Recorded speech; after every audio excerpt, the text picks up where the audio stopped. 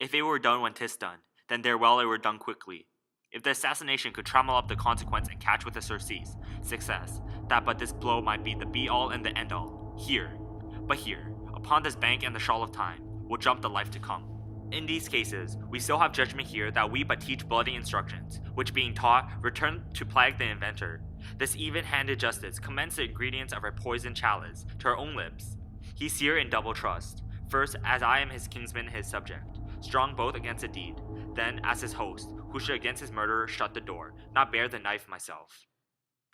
Besides, this Duncan hath borne his faculties so meek, hath been so clear in his great office, that his virtues will plead like angels, trumpet-tongued, against the deep damnation of his taking off. And pity, like a naked newborn babe, striding the blast, or heaven's cherubim horsed upon the sightless couriers of the air, shall blow the horrid deed in every eye, that tears shall drown the wind. I have no spur to prick the sides of my intent, but only vaulting ambition, which overleaps itself and falls on the other.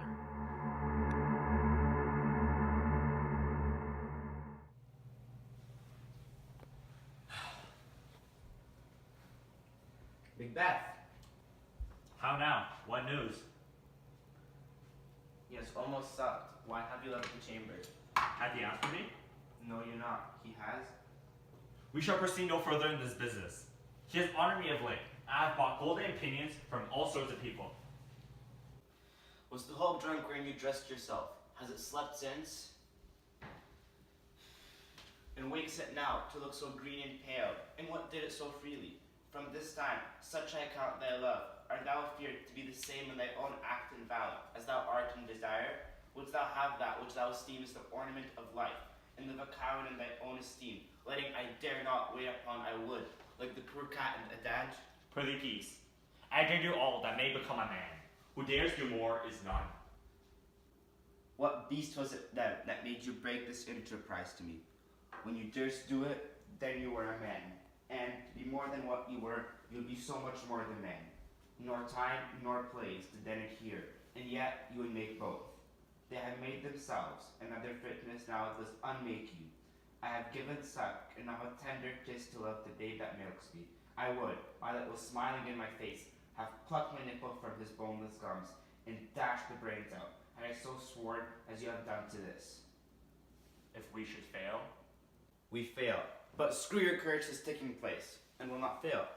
When Duncan is asleep, whereto the rather shall his day's hard journey soundly invite him, his two chamberlains, will I with wine and wassail so convince, that memory, the warder of the brain, shall be a few, in the receipt of reason. A limbeck only, when in swinish sleep, the drenched nature's lies in death. What cannot you and I perform upon the unguarded Duncan, one not upon his officers, who shall bear the guilt of our great quell? Bring forth men children only, for thy undaunted mettle should compose nothing but males. We shall make it seem as if murderers killed the king, as we make our griefs and clamor roar upon his death.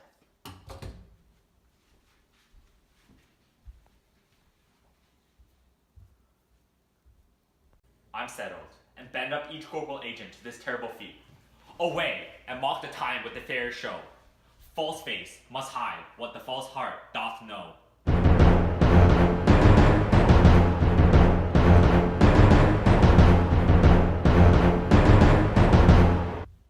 How goes the night, boy? The moon is down, but I've not heard the clock. She goes down at 12.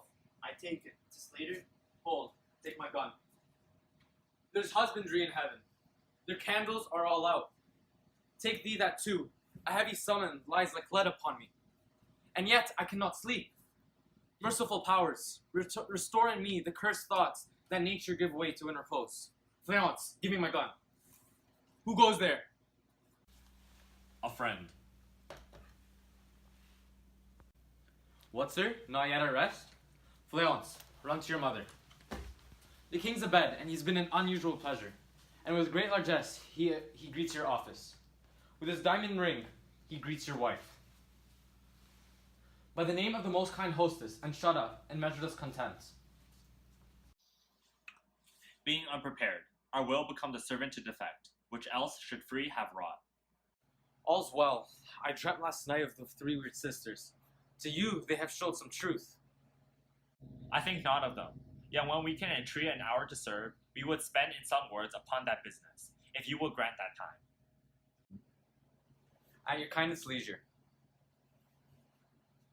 If you shall plead to my consent, when 'tis, it shall make honor for you. So I lose none in seeking to augment it, but still keep my bosom franchised and the legions clear. I shall be counseled. Good repose the while. Thank you, sir. The like to you.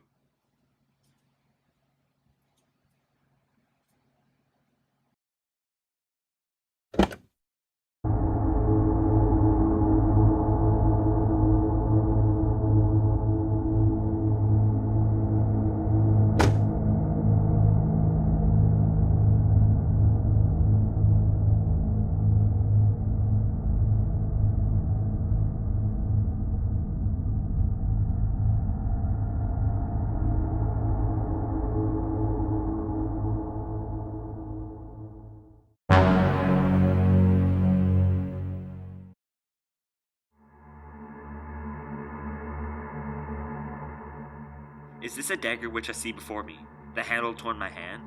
Come, let me clutch thee. I have thee not, and yet I see thee still. Art thou not, fatal vision, sensible to feeling as to sight? Or art thou but a dagger of the mind, a false creation, proceeding from the heat oppressed brain? I see thee yet, in form as palpable, as this which now I draw. Thou marshalled me the way thou was going, if such an instrument I was to use. Mine eyes are made the fools of the other senses, or else worth all the rest. I see thee still, on thy blade and dungeon gouts of blood, which was not so before. There is no such thing. It is the bloody business which informs thus to mine eyes. Now over the one half world nature seems dead, and wicked dreams abuse the curtained sleep. Witchcraft celebrates pale Hecate's offerings, and withered murder, alarmed by his sentinel, the wolf, whose howls his watch. Thus, with his stealthy pace, with Tarquin's ravishing strides, towards his design moves like a ghost.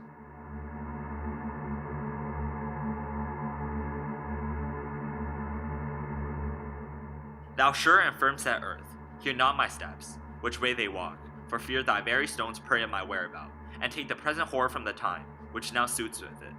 While as I thread, he lives, words to the heat of the deeds too cold breath gives.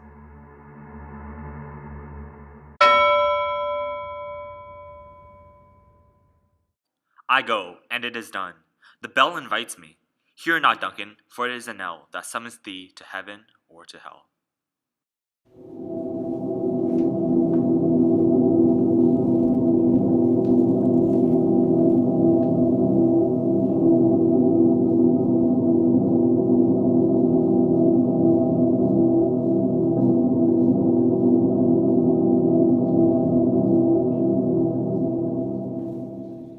Who art thou? It is I, the owner of this haven. Ah, yes, Macbeth. Well, what art thou doing here? I want to know it be true, the king needed aught. I cannot allow thee to enter while the king is asleep. 'Tis important matter, yond I seeth his majesty. Forgive me, but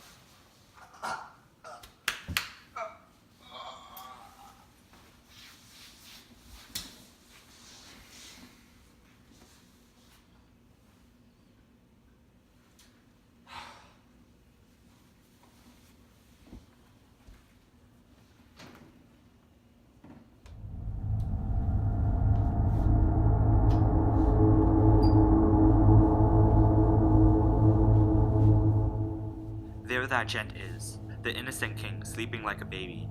His life is mine to take. I doth not wanted this, I cannot. My heart forbids yet wills me to do it. However, too late to turn back anon.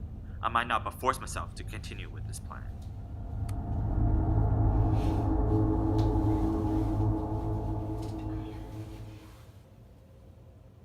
Macbeth, what are thou doing here so late in the night? Wherefore dost thou have a dagger in thy hand?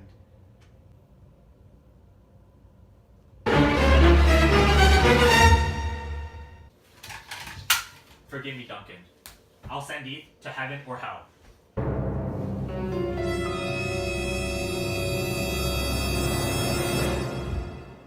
Oh nay, I've made a grave mistake.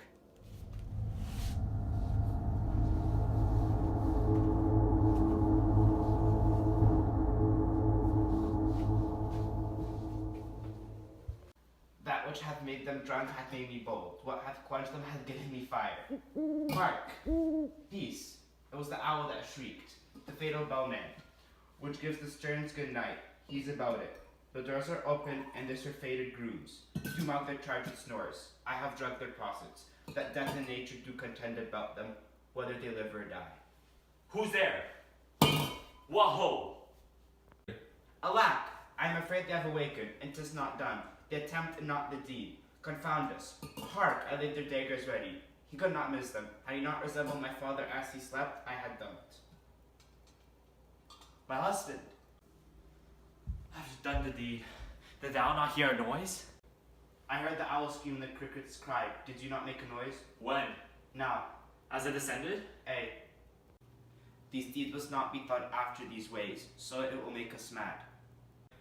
Methought I heard a voice cry, sleep no more. Macbeth does murder sleep, the innocent sleep. What do you mean?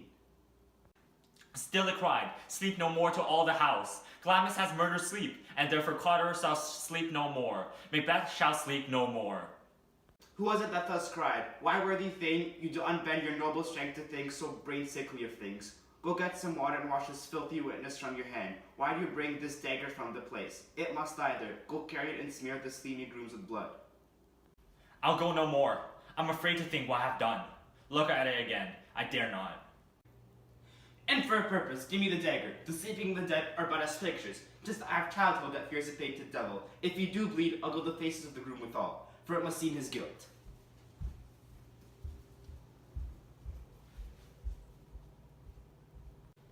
My hands are of blood, but I'm ashamed to wear a heart so white.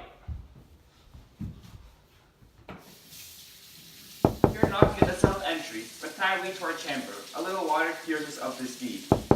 Hark! More knocking. Get on your nightgown, lest occasion call us and show us to be watchers. Be not lost so cruelly in your thoughts.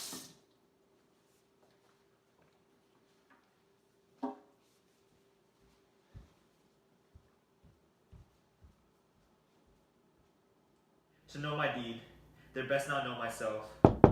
Wake Duncan with thy knocking. I would thou couldst.